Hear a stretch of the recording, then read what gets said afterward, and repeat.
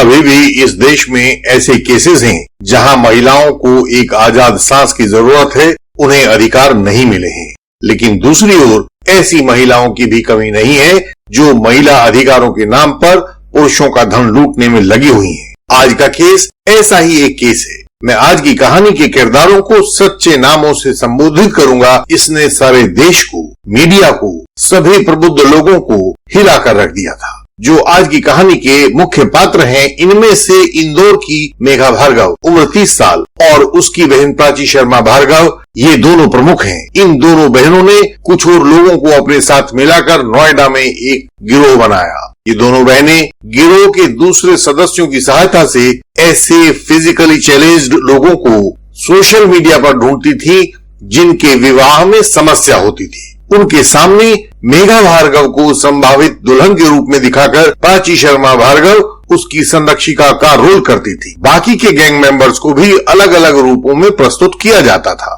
इन दोनों बहनों के इस गैंग ने बहुत से पुरुषों को अपने जाल में फंसाया, जिनमें से 11 की जानकारी अब तक सामने आ चुकी है। अर्थात इस महिला ने, जो ये मेघा भार्गव नाम की महिला है, 11 पुरुषों के साथ अपने संबंधों को स्थापित किया और उनके साथ अलग अलग रूप से उनका धन हड़पा है। इन 11 में से 4 पुरुष तो केवल केरल राज्य के हैं। बहुत से ऐसे भी पुरुष हैं जो अनेक कारणों से अपने साथ हुई इन घटनाओं को सामने नहीं लाते और अपनी होने वाली इस हानि को भाग्य की बात समझकर बिल्कुल भूल जाते हैं। जिस केस में मेघा भार्गव को सजा हुई है, हम उसकी बात करते हैं। केरल के कोची शहर में एक जगह है वाइटिला।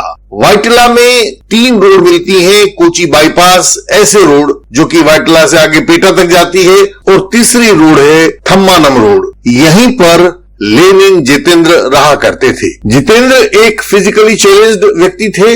इससे उनकी शादी होने में मुश्किल आ रही थी। कुछ दोस्तों को उन्होंने शादी के लिए कह रखा था कि कोई रिश्ता हो तो बताना। यूं ही बातों बातों में एक दिन पता चला कि इंदौर की एक महिला प्राची शर्मा भार्गव अपनी छोटी बहन के लिए रिश्ता देख रही है। तो लेनिन जितेंद्र और प्राची शर्मा भार्गव की मुलाकात तय हो गई तथा साथ में प्राची भार्गव की छोटी बहन मेघा भार्गव भी आई। प्राची और मेघा ने जितेंद्र की जल्दबाजी देखी तो उन्हें उसमें एक पुरुष नहीं बल्कि एक मुर्गा दिखाई दिया जो हलाल होने को तैयार बैठा था। सच्चाई यह थी कि प्राची और मेघा आमतौर से मुर्गे ही हलाल करने की शौकीन थी। उन्होंने यह सच्चाई जितेंद्र से छिपाई थी कि जिस समय ये रिश्ते की बातें जितेंद्र को लेकर चल रही थी, उस समय तक मेघा भार्गव उससे पहले ही अनेक पुरुषों की जायदाद पर हाथ साफ कर चुकी थी और 2 मुर्गों से तो उसने बाकायदा विवाह भी किया था। उन दोनों लोगों की संपत्ति पर भी वह हाथ साफ करके गुमनामी में कहीं खो चुकी थी। जितेंद्र को तो दूर दूर तक भी गुमान नहीं था कि जिसे वह प्यारी दुल्हन बनाना चाहते हैं वह तो शैतान की खाला होती है और जल्दी ही ऐसा वार करने वाली थी जितेंद्र के ऊपर कि उसकी पूरी जिंदगी बदल जाने वाली थी। दहेज के नाम पर जितेंद्र ने कहा कि उसके लिए तो दुल्हन ही दहेज है। ऐसी सुंदर और काबिल दुल्हन उसकी उम्मीदों से कहीं ज्यादा है, अतः दहेज का तो नाम भी ना लिया जाए। उसके सपनों को पर लग गए थे, समय उड़ने लगा था। जितेंद्र को लगता था कि कुछ तो उसने बहुत अच्छा किया था जो भगवान ने उसे ऐसा बढ़िया जीवन साथी दिया है। उसने अपने होने वाली दुल्हन के लिए सोने के गहने, हीरे का नग, कीमती कपड़े लेकर रख लिए थे ताकि शादी की पहली रात को उसे ये बेहतरीन तोहफों से भर दे। उसने शादी के खर्च और अगले कुछ महीनों तक केवल प्रेम में रहने के उद्देश्य से अपनी 10 लाख की एक FDR भी कैश करवा ली थी। कोची शहर के मंदिर में सितंबर 25, 2015 को शादी हो गई और दूल्हा दुल्हन भविष्य के सुनहरे सपने लिए अपने मधुरात्रि कक्ष के भीतर प्रवेश कर गए। कमरे में जाकर जितेंद्र ने वे सब तोहफे, वे सब उपहार अपनी ड्रीम गर्ल मेघा भार्गव के सामने निछावर कर दिए। उन गिफ्ट्स को देखकर मेघा भार्गव की आंखें चौंधिया गई। ओ माय गॉड, वह धीरे से फुसफुसाई। उपहार लेने के बाद पत्नी ने पति को दूध पिलाने की रस्म निभाई, दूध दिया और दोनों अपने किंग साइज बेड के दिशा में चले गए। सुबह जितेंद्र की आंख खुली, देखा धूप निकल आई थी। वह आज बहुत देर तक सोया लगता था। तभी उसे याद आया कि अरे कल तो उसकी शादी हुई है। हाँ, तो फिर मेघा कहाँ चली गई? कहीं बाहर तो नहीं चली गई आंगन में? लेकिन मेघा तो बाहर आंगन में नहीं थी। उसे कुछ यहाँ का पता भी तो नहीं है। उसने पूरा घर छान मारा पर मेघा कहीं नहीं मिली। मेघा को फोन लगाया लेकिन वह भी स्विच ऑफ का मैसेज दे रहा था। उसने तत्काल मेघा की बहन प्राची शर्मा भार्गव को फोन लगाया लेकिन उसका फोन भी बंद आ रहा था। उसके दिमाग में एक विचार आया कि कहीं कुछ गलत तो नहीं हो गया, लेकिन उसने इस विचार को दबा दिया।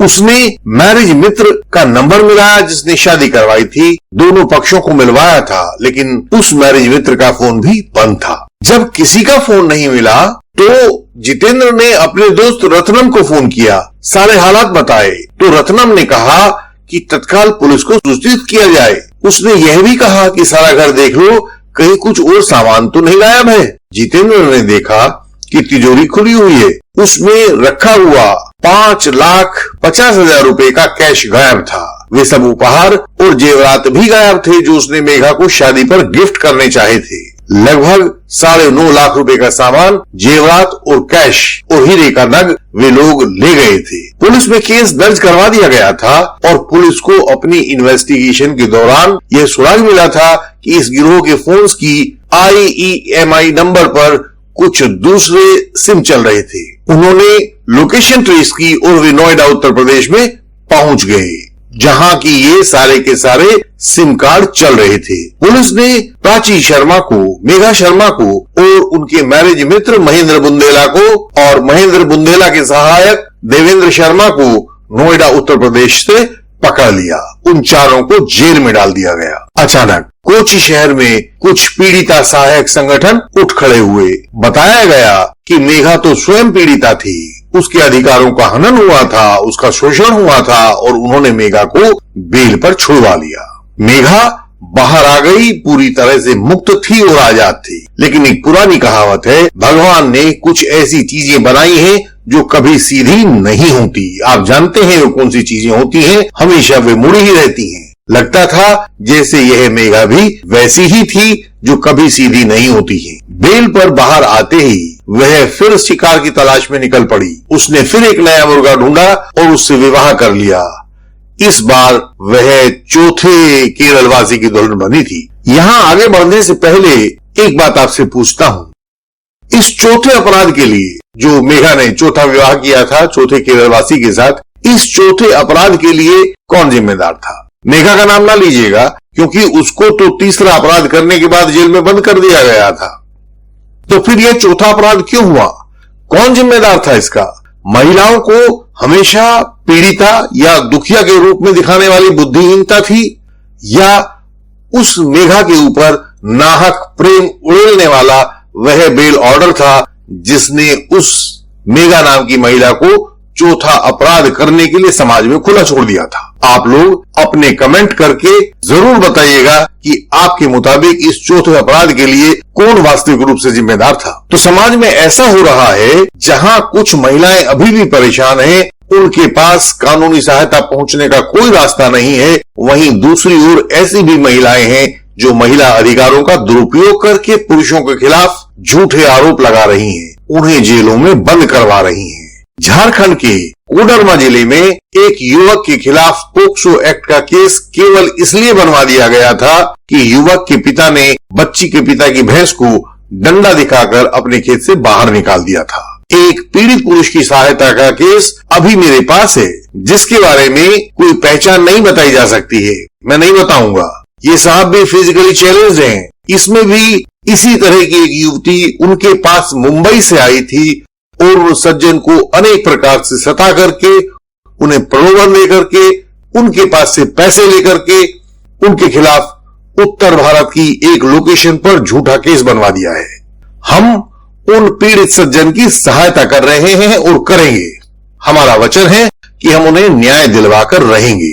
यदि आपको भी ऐसे ही किसी झूठे आरोप का सामना करना पड़ जाए तो हमें बताएं। हम इससे बाहर निकलने में आपकी सहायता करेंगे, आपको कानून का तरीका सुझाएंगे जिससे आप फंसेंगे नहीं और बच निकलेंगे। इसके लिए आप हमारी संस्था के सदस्य बने। मेंबरशिप का लिंक सामने स्क्रीन पर दिख रहा है, नीचे डिस्क्रिप्शन में भी यह लिंक दिया गया है। आप सदस्य बनिएगा और हमारी कानूनी सलाह प्राप्त कीजिएगा। हमारे एडवोकेट मित्र कई बार बहुत झिझकते हुए कॉल करते हैं, सकुचाते हुए प्रश्न पूछते हैं। कृपया ऐसा ना कीजिए। हम एक दूसरे के साथ व्यूज एंड एक्सपीरियंस को शेयर करते हैं, एक दूसरे से सीखते हैं। सकुचाए नहीं, हिचकिचाए नहीं, हक से जो जरूरी है वह सहायता सामने रखिए। आप स्क्रीन पर हमसे संपर्क का तरीका देख पा रहे होंगे। इसके माध्यम से हमसे संपर्क कीजिए। यह जानकारी, संपर्क के लिए जो जानकारी दी गई है वह नीचे डिस्क्रिप्शन में भी उपलब्ध है। हमारी सभी वीडियोस को ध्यान से देखिएगा। इनमें से प्रत्येक वीडियो में झूठे आरोपों के खिलाफ कोई ना कोई युक्ति बताई गई है। आप इन सब वीडियोस को देखिएगा और वह युक्ति ढूंढ निकालिएगा। इस चैनल को लाइक कीजिए, शेयर कीजिए और सब्सक्राइब कीजिए। बेल आइकन को प्रेस कीजिए ताकि कोई नई वीडियो आपसे मिस ना हो। हम वीडियोस में आगे भी आपसे मिलेंगे। जब तक फिर से मुलाकात हो तब तक के लिए प्रणाम।